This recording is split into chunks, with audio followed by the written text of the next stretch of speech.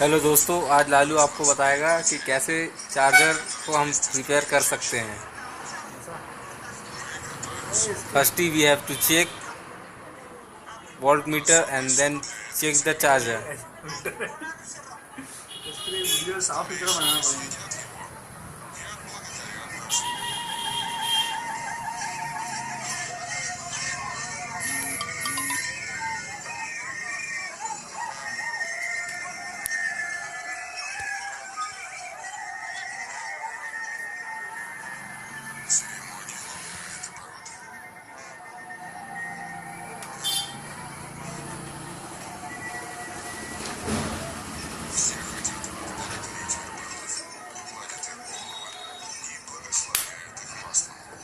एक दिन एक मोबाइल बनाएंगे तो वीडियो बनाना हम्म। तो अपन डालेंगे।